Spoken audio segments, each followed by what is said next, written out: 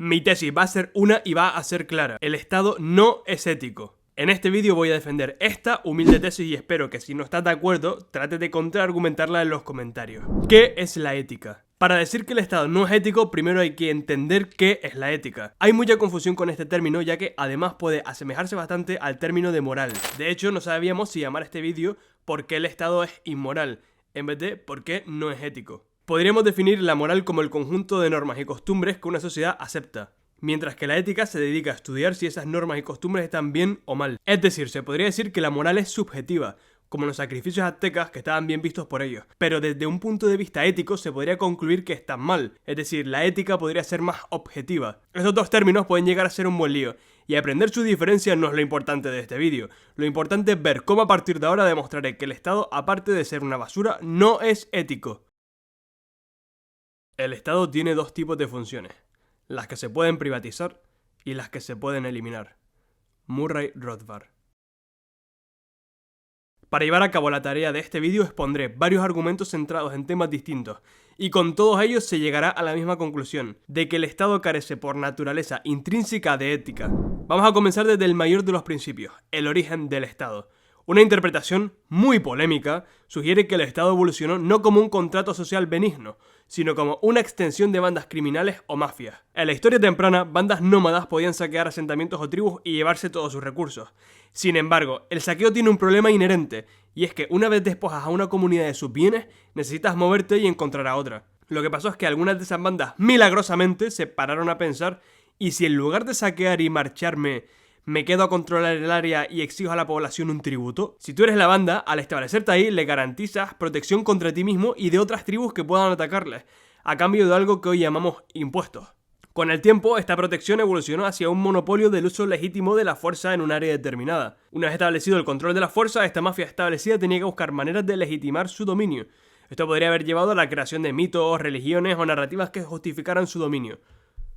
Por ejemplo, la idea de derecho divino de los reyes, en algunas culturas, la Constitución o las hoy llamadas democracias. De hecho, la Revolución Francesa cambió el rumbo en cómo nos tratan estas mafias. Se dieron cuenta de que el pueblo se tornaría contra ellas si abusaban de su poder. Si aceptamos esta interpretación del origen del Estado, surgen serias preocupaciones éticas. En primer lugar, es que si el Estado tiene sus raíces en la violencia y no en un contrato social voluntario, entonces todo su poder autoritario se basa en la fuerza y no en el consentimiento, cosa que muy ética no es. Siguiendo esta lógica, los impuestos no son un precio que pagamos por servicios civiles, sino más bien un tributo que pagamos por un poder dominante para evitar represalias. Si el Estado tiene sus raíces en grupos dominantes similares a mafias, entonces, ¿qué lo diferencia éticamente de una mafia moderna? Si consideramos inaceptable que las mafias ofrezcan protección a cambio de dinero, ¿por qué aceptamos una narrativa similar al Estado? Por tanto, si aceptamos ese origen de los Estados, su existencia entonces carece de ética. Por saltarse el principio de no agresión. El segundo argumento está basado en el principio de no agresión, que es básicamente que el individuo pueda hacer lo que quiera siempre y cuando no inicie la fuerza o la coacción contra otra persona o su propiedad. Literalmente es el vive y deja vivir. Y si le preguntas a cualquier persona por la calle sobre este principio, con una certeza de casi el 100% te dirá que está de acuerdo. ¿Cómo uno va a aceptar que alguien pegue, robe o mate? El principio de no agresión es algo bueno visto desde la ética. Sin embargo, es algo que se viola diariamente. No solo es que se viola diariamente, sino que muchas personas están aceptando esa agresión. Mismas personas que te habrían dicho estar de acuerdo con el principio de no agresión al preguntarles. Y ¿adivinen quién es el que viola el principio de no agresión? ¡Ja! Muy bien, acertaste. El Estado. Por tanto, es una razón por la que no es ético. Veamos algunos ejemplos de cómo el Estado se salta al principio de no agresión. El primero y el más claro, los impuestos. Literalmente, impuesto viene de imponer, e imponer significa coacción, o sea, agresión.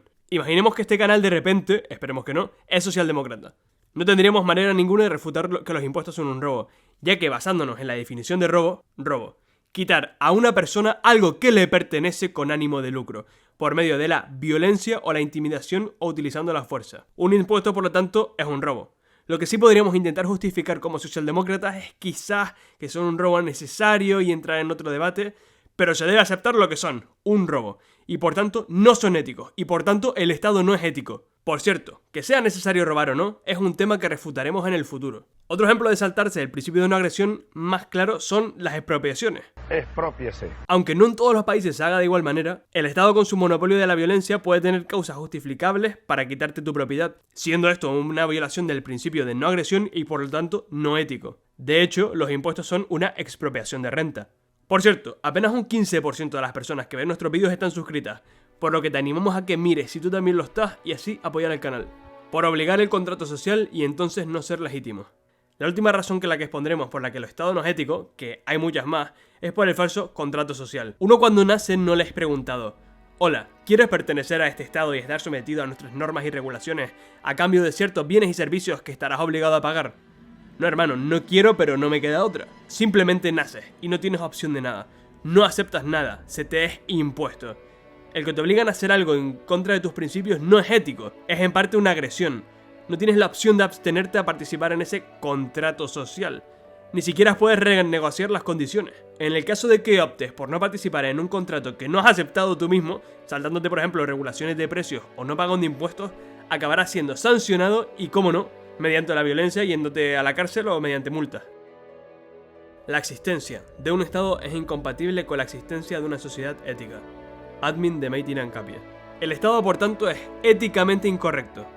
Lo digo de verdad, que si alguien es capaz de decirme lo contrario y hacerme dudar en que sí es ético, le pido por favor que lo ponga por los comentarios porque tiene que ser un argumento súper interesante. Creemos que el debate más entendible es si es útil o necesario que exista, aunque no sea ético. Eso lo puedo entender, pero como se ha defendido a lo largo del vídeo, que el Estado exista, coaccione, robe, obligue y amenace queda muy lejos de la ética. Recuerda que subimos un vídeo cada viernes en este canal. Muchas gracias por vernos y nos vemos en Ancapia.